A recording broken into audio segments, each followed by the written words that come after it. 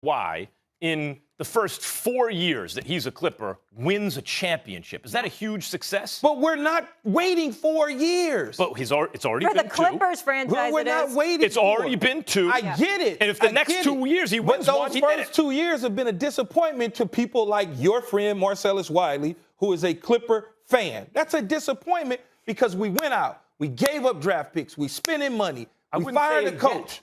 That's what we wanted to do. I wouldn't say it's a disappointment yet, because that's a disappointment. That's my point. Such a disappointment. We all have to take a step back and say, no one's Michael Jordan. As soon as you give him a crew, he wins it every year. There are going to be years where you don't win it. Kawhi wins one with the Clippers. It's a this success. is not the Brooklyn Nets and KD. KD signed with a torn Achilles. We knew 1 year was going to be wasted. Last year, whether bubble or not bubble, they got bounced. If the Clippers win one chip in Kawhi's tenure with the Clippers, is it a success or not? It's a success. That's it. Yeah. But they didn't sign up for 5 years from now. They signed up for today. Yeah, that's okay. Not only one team can win it. All right, agree to disagree. First you don't succeed, try again. Hey, Perk, you got me now?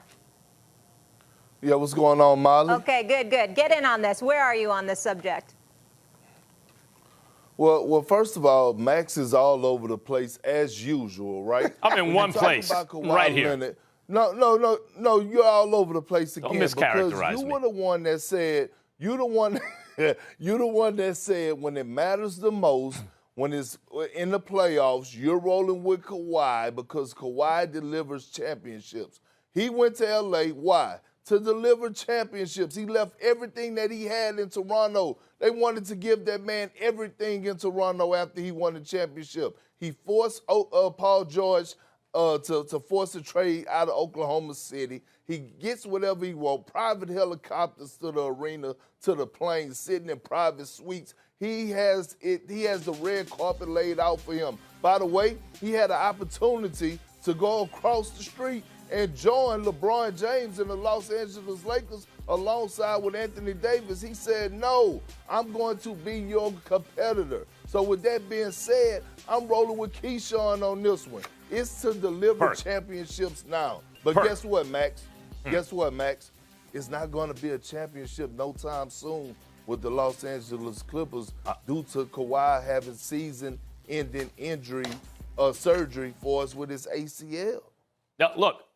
It's not going to be this year, and it's because of his injury. Otherwise, I'm telling you, it would have been this year. They would have beaten the Suns. They went 6 games without Kawhi. Of course, they would have beaten them with Kawhi, and they would have beaten the Bucks. And Kawhi had Giannis's number when he was in the Eastern Conference. When LeBron went to Cleveland, LeBron's better than Kawhi, okay? But when LeBron went to Cleveland, in 4 years, he delivered one championship. One. It was a huge success. If Kawhi delivers a championship to the Clippers in the first 4 years, it's a huge success. LeBron going back to Cleveland and getting one championship is not Kawhi coming from Toronto to the Clippers. Actually, you could argue it's a bigger accomplishment for Kawhi to win with the Clippers. They've never been in the Western Conference Finals even. Whenever LeBron would have won a championship for Cleveland, a team that drafted him, that he took him to a championship as a youngster, and parted ways with them to go to Miami, coming back to save the day. It's Kawhi's fault he was drafted to another team? He came back to save the day. LeBron cashed in and did what he was supposed to do, so he left again. Kawhi assembled this team, put it together, wanted them to win now. They're not saying, we're going to sign Kawhi in 2020 to win in 2025. That's not what they're doing. They're not saying that now. What I'm offering is a different perspective. Kawhi, from the area, didn't have a choice where he was drafted, maneuvered his way back to his hometown. If he wins a championship in his tenure on the Clippers, it's similar to what LeBron did in Cleveland. No, it's not. It's not. No, it's not similar to what he did. For a franchise that's never even been to a Western Conference Finals. First of all, there was bad blood in Cleveland when he left. So that was a whole nother situation. Yeah. What's up, Perk? Max, here's the difference with LeBron James, all right? Drafted in Cleveland, left Cleveland. The owner of the Cleveland Cavaliers and Dan Gilbert wrote a harsh letter about LeBron James. He called him a Benedict Arnold. LeBron James left and went to South Beach, delivered 2 championships, still could have stayed there with Chris Bosh and Dwayne Wade and probably would have won 2 or 3 more, to be honest with you. he decided, he said, you know what? I'm going to put my pride aside. I'm going back to Cleveland, a team that had been in the lottery every single year. Perk. Matter of fact, I think they hold on, Max. Yeah. I think they probably had three out of the 4 years LeBron James was gone. They probably had 3 first picks overall in the draft. I'm going to go back to Cleveland because I have unfinished business. I owe it to my hometown. I owe it to every fan in Cleveland, and I'm going to deliver a championship there. He took the team to the finals. There is no perfect analogy. And by the way, LeBron magnanimously leaving the Heat when they may have been on the downside and going to Cleveland, who already had Kyrie, who then had the draft capital to go get him Kevin Love, is not exactly like him saying, I'm going to a place where I can't win. He waited until Cleveland was in a position to win with him. They were not in a position. He didn't win year one. He got hurt. But they were not in a position to win. He got hurt year one, and as a result, they went 6 games with the eventual champions and then lost. It's exactly what's happening with Kawhi in year 2. Max, it's not what's happening with Kawhi because Kawhi and the Clippers never made it to the finals. And then second of all, even with Kyrie, they never made it to the playoffs. So LeBron James went to a team, again, that was in the lottery every single year that he left. In the lottery. Yes, and as a result, they acquired enormous draft capital. He got rid of half the team when he got there to get better players to help him win. That's right. That is true. He got Kyrie, and he knew that with the first overall pick, they could make a trade for a superstar, which they did in Kevin Love. So he had Kyrie and Kevin Love, and he went to that team with Kyrie and Kevin Love at the time looked as good at least as Bosh and Wade, based on where they were in their career. Luka-Kid partnership working out? Yeah, sure. I think it could go well, but I don't think coaching was the problem with Dallas to begin with. Like, the issue for me with Dallas is they don't have a good enough second banana. And understand, I think Porzingis could have been an amazing player, and he is very good. But every year he's recovering from injury, just trying to get back to where he was the previous year. So he never gets to develop any better than he's already been. And frequently he's not even that. That's the problem. Stephen A., a lot of times people don't even realize why they're mad at stuff, why they're upset. And I realize a lot of the reporting has been, well, actually, there's this issue with the coach or the personalities or he's been there too long or whatever, and therefore now things aren't good. I think here it works the other way. They're not winning enough because they're not good enough. And then you start to see stuff crack. But if you look at the Mavs offense, Stephen A., the Mavs on offense the last couple years, everyone's right where they're supposed to be. You go, that's why 2 years ago they had the most efficient offense of all time. Not because they had the best team or the greatest players. They were extremely well coached on offense. So Kid could work out, sure. But ultimately, will it work out? Will they win a championship? Not unless Porzingis stays healthy or they get a second banana who can. Well, Max, let me take off the opinionated hat and just give you the intel, okay?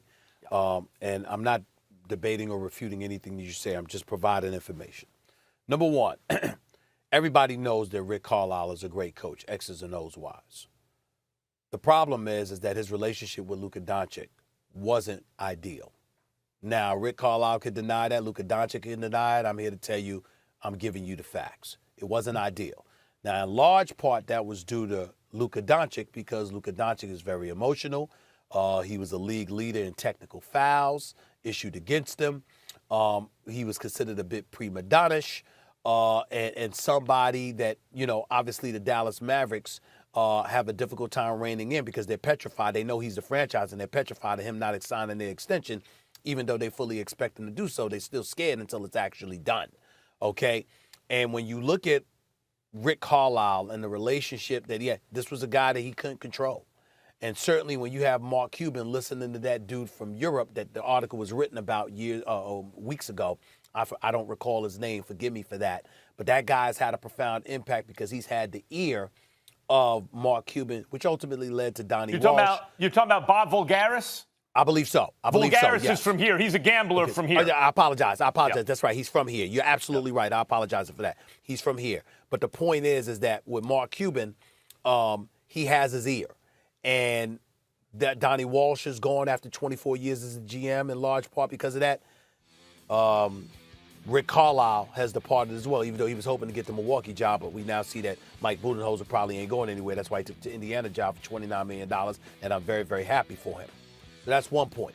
The other point is that Jason Kidd has to be careful because Jason Kidd once coached in Brooklyn. That didn't end up in an ideal fashion. He departed from Milwaukee in less than ideal fashions. This is probably his last chance as a head coach. He better not mess this up in terms of relationships within the organization. And the reason why coaching here is so important is because the Dallas Mavericks haven't won more than 42 games in the season over the last 6 years, Max, even though this past season when they won 42, give them credit where it's due because they did it in 72 games in a 72-game season instead of an 82-game season. But what people are looking at and what people have taken notice of is that you got a well-respected and well-renowned owner in Mark Cuban. You had a great coach in Rick Carlisle who won a championship a decade ago, even though he hadn't gotten out of the first round since. Okay? You play in a city like Dallas, a metropolis, and a state like Texas with no state income taxes, and you couldn't get any marquee free agents.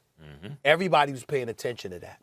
So now that Jason Kidd comes here, what you have is a guy who's a point guard, and a lot of these guys that are point guards who really, really know the game and know how to think the game end up showing the potential to be great coaches. Jason Kidd also has a history as a developmental guy, him and his team. Giannis is, they're credited with a lot of the development that Giannis displayed in his years where Jason Kidd was coaching him. And even though Luka's got that game with him already, it's expected that Jason Kidd would only make it better. But the key thing, the two key reasons why Jason Kidd got this job, outside of Dirk Nowitzki obviously vouching for him along with others, that definitely helped because Dirk Nowitzki now has a voice and he's in Mark Cuban's ear as well. Dirk Nowitzki matters. The key is that A, he's believed to be somebody who can cultivate the right relationship with Luka Doncic, that Luka Doncic is going to be receptive to receiving what Jason Kidd brings to him. And number two, Jason Kidd is going to be seen as a considerably better recruiter than Rick Carlisle potentially. Because a lot of people want Luka Doncic gone. I'm sorry, not Luka Doncic. I'm sorry, Kristaps Porzingis. Because Kristaps Porzingis is not seen as having the greatest relationship with Luka Doncic. A matter of fact, some people have accused him of being jealous. I haven't spoken to these guys, so I don't know this to be true. I'm telling you what I'm hearing from my sources in Dallas. That's what's going on. Porzingis probably needs to go. They probably need to utilize him to get a bona fide secondary option because he seems to be somebody that's jealous of Luka Doncic and resentful of the cachet he has compared to Porzingis, and that's partly what's going on. Mark Cuban and those guys may deny it. They can do that all they want to. I'm not saying they're wrong. I'm just saying this is the noise. Yeah. That's circulating out of Dallas. What you're hearing. Porzingis would have stayed healthy. They'd be in the final. If he'd been healthy the last couple of years, I think they'd be in the finals right now. But that's the way the cookie crumbles. That's 2 years ago. But this past year, his jealousy was considered more problematic than his game.